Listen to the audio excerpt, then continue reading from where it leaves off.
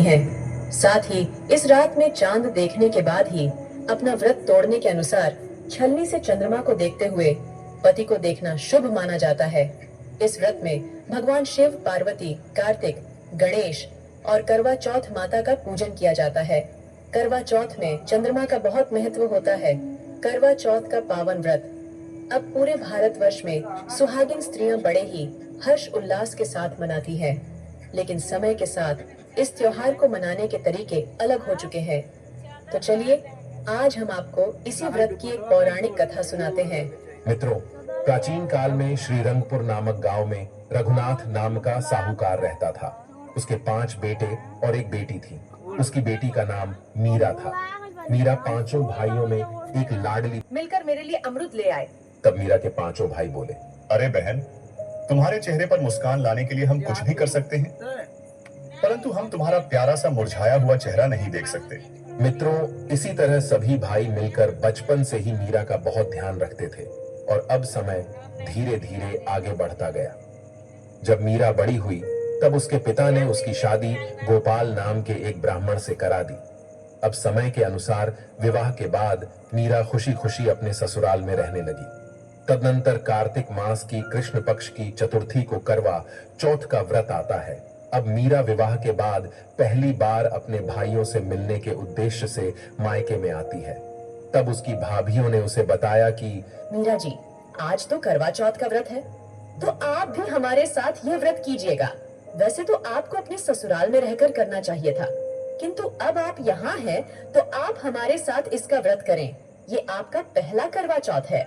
तब सबसे बड़ी भाभी मीरा से कहती है, मीरा जी, इस व्रत के कुछ महत्वपूर्ण नियम होते हैं, उन्हें आप ध्यान से सुनिए।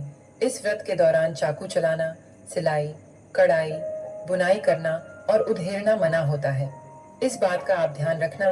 मित्रों, तब मीरा अपनी 5 भाभियों से कहती है, अरे भाभी, आप लोग भी ना कुछ भी कहते रहते हो, और मुझे आज आप लोग सिलाई कढ़ाई जैसा हर काम मना क्यों कर रही है?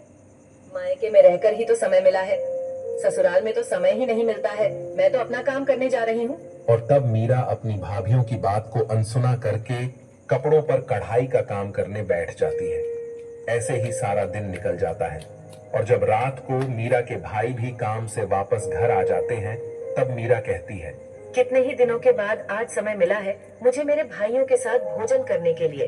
किंतु तभी अचानक उसे याद आता है कि उसका तो व्रत है, इसीलिए वह भोजन नहीं करती है और बस अपने भाइयों को खाना परोसती है। तब उसकी ऐसे व्याकुलता को देख बड़े भाई ने कहा, अरे बहन, आओ हमारे साथ, तुम भी भोजन को ग्रहण करो। तब मीरा कहती है, नहीं भाई, आप लोग करो। भैया, आज मेरा करवा चौथ का व्रत है।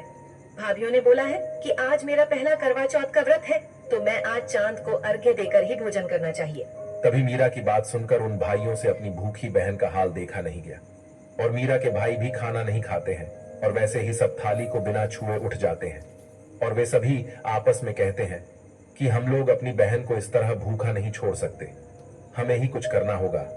तब सबसे छोटा भाई कहता है, मेरे पास एक तरकीब है, आप सब मेरे साथ आओ। तब सभी भाई घर से बाहर जाकर घास भूस इकट्ठा करके आग जला देते हैं, जिस कारण से चारों ओर उजाला हो जाता है और छलनी ले जाकर उसमें से प्रकाश दिखाते हुए मीरा बहन को आवाज लगाते हैं और कहते हैं, देखो बहन देखो, अभी अभी चांद निकल आया है और अब तो तुम चांद को अर्घ्य देकर विधिवत कार्यों को कर भोजन कर सकती हो। तब मीरा आश्चर्यचकित होकर कहती है, क्या चांद निकल आया है? और वह खुशी से झूम उठती है। तभी मीरा अपने भाभियों से कहती है, आओ भाभियों, आप भी चलो चंद्र को अर्घ्य देने के लिए, अब तो हमारा व्रत संपन्न हो जाएगा। तब मुस्कुराते हुए सबसे बड़ी भाभी कहती है, अरे मालकिन, ये चांद तो आपके प्यारे भाइयों ने आपके लिए निकाला है, अभी तो हमारा चांद नहीं आया, उसे थोड़ा समय है। मित्रों, मीरा बेचारी अपनी भाभियों की बातों को और उनसे कहे गए वचनों को सुनकर अपने बचपने के कारण अनसुना कर देती है और कहती है, कोई बात नहीं, आपको नहीं आना है तो आप सब मत आओ, मैं तो चंद्रमा को अर्घ्य देकर भोजन करने बैठ रही हूँ, मुझे तो बहुत जोरों की भूख लग रही है।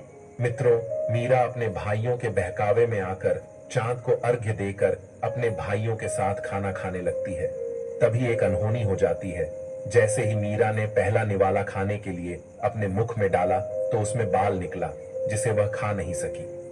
जब दूसरा निवाला खाने के लिए मुख में डाला तभी उसमें कंकड़ निकले, जिसे वह फिर से नहीं खा सकी। और इसी तरह से जब तीसरा निवाला हाथ में लिया कि तभी मीरा के ससुराल से एक युवक किसी अनहोनी का संदेशा लेकर आता है। वह मीरा के छोटे भाई के कान में कुछ कहता है, जिसे देखकर मीरा और उसके भाई फिर से खाने को छोड़ वैसे ही उठ जाते हैं। तब मीरा का बड़ा भाई मीरा से कहता है, बहन, सुना है कि जीजू की तबीयत अचानक से बहुत खराब है, इसी कारण से अब तुम्हें अपने ससुराल जाना पड़ेगा। उनके माता पिता भी तीर्थ यात्रा के लिए निकल गए हैं और अब उनका ध्यान रखने के लिए तुम्हें बुलावा आया है। इसी बीच मीरा की बड़ी भाभी कहती हैं, सुनिए, मैंने मीरा जी से कहा था आप इस व्रत को खंडित मत करना। अब उन्हें जल्दी से भेज दीजिए, पता नहीं कौन सी अनहोनी उनका घात लगाए बैठी है। तभी मीरा अपने मायके से ससुराल को चली जाती है। जब मीरा ससुराल पहुंचती है, देखती है कि उसका पति पूरी तरह से पत्थर का बना होता है। वहीं मीरा ने जितनी सुइयां सिलाई पर उड़ाई ने लगाई थी, ठीक उतनी ही सुइयां उसके पति के सर में चुभी होती हैं। तब मीरा को अपनी गलती का एहसास हो जाता है और वह देवी करवा की प्रतिमा के सामने बैठकर रोने लगती है और कहती है, हे माँ करवा, मुझसे बड़ी भूल हो गई। मैंने अपनी भाभीियों की बातों को नहीं माना और मैं अपने भाइयों की बातों में आ गई, जिस कारण से मैंने कैसा पाप कर दिया।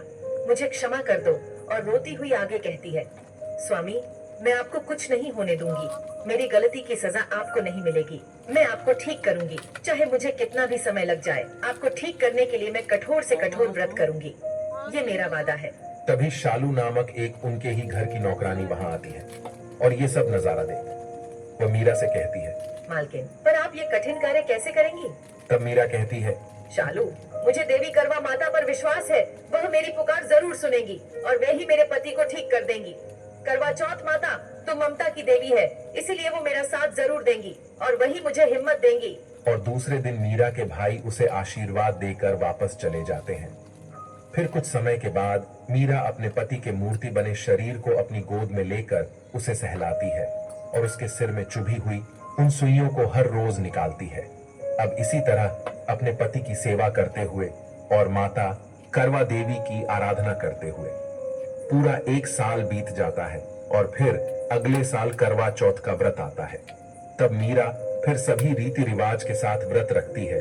वो जब अपने पति का सर गोदी में रखकर सुइयां निकाल रही होती है, तभी बाहर करवे बेचने वाला आता है। उसकी आवाज सुनकर मीरा कुछ खरीदने के लिए घर से बाहर जाने के लिए निकलना चाहती है कि तभी वह अपनी नौकरानी शालू से कहती है, शालू, बाहर करवे बेचने वाला आया है, तुम इनका ध्यान रखना, बस मैं बाहर से करवा खरीद कर लाती हूँ। इतना कहकर मीरा बाहर करवा खरीदने चली जाती है। वहीं दूसरी ओर शालू गोपाल के सिर को गोद में लेकर बैठ जाती है और वह भी अनजानवश गोपाल के सिर की सारी सुइयां निकाल देती है। तभी करवा माँ के चमत्कार के कारण गोपाल एकदम से ठीक हो जाता है और उसे पूरी तरह से होश आ जाता है। किंतु होनी को कुछ और ही मंजूर था।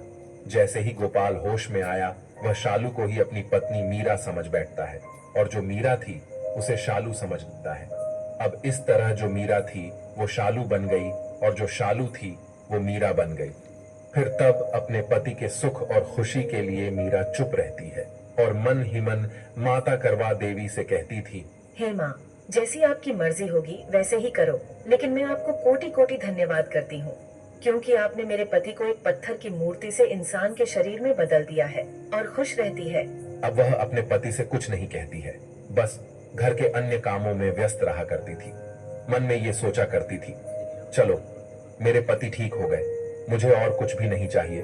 कोई बात नहीं अगर वे मुझे भूल गए हैं तो एक न एक दिन इनको सब कुछ याद आ जाएगा, ये मेरा विश्वास है, और शालू का झूठ सामने आ जाएगा। यदि मैंने इस समय इनसे कुछ कहा तो इनकी तबीयत और भी खराब ना हो जाए, इसीलिए मुझे चुप रहना होगा। मित्रों, वहीं दूसरी ओर मीरा नौकरानी बनकर शालू की जगह वहां रहने लगती है और शालू मीरा बनकर अपने भाग्य को कोसती हुई अपने काम किया करती है। फिर एक दिन गोपाल को किसी काम से बाहर जाना पड़ता है तो वो शालू से कुछ पूछता है, जो कि मीरा बनी थी। मैं आज बाजार में जा रहा हूँ, क्या तुम्हारे लिए कुछ लाना है? तब शालू खुश होकर कहती है, जी हाँ, आप मेरे लिए बाजार से श्रृंगार लेकर आना।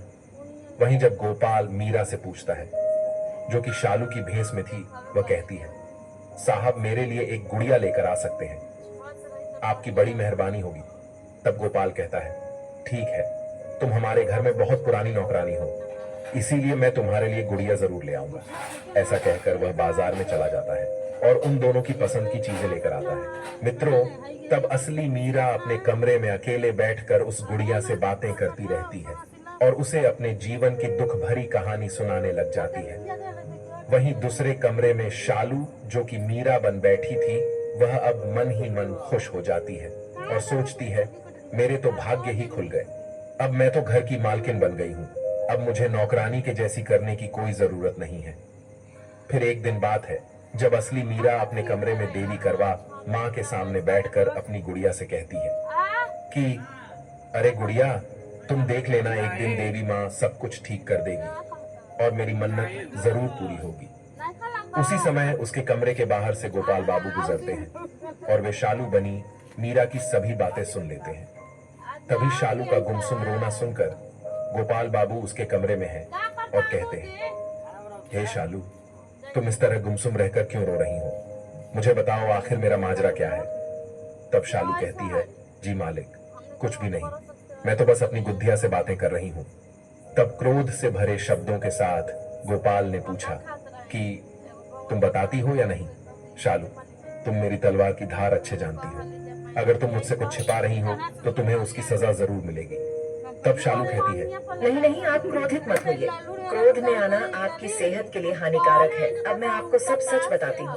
मित्रों, अब शालू बनी मीरा गोपाल बाबू को वह सच्चाई बता देती है और तभी गोपाल को भी सारा कुछ याद आ जाता है। फिर गोपाल मीरा, जो कि शालू बनी होती है, क्रोध में आकर उसे घर से बाहर निकाल देता है और अपनी पत्नी को गले से लगा लेता है।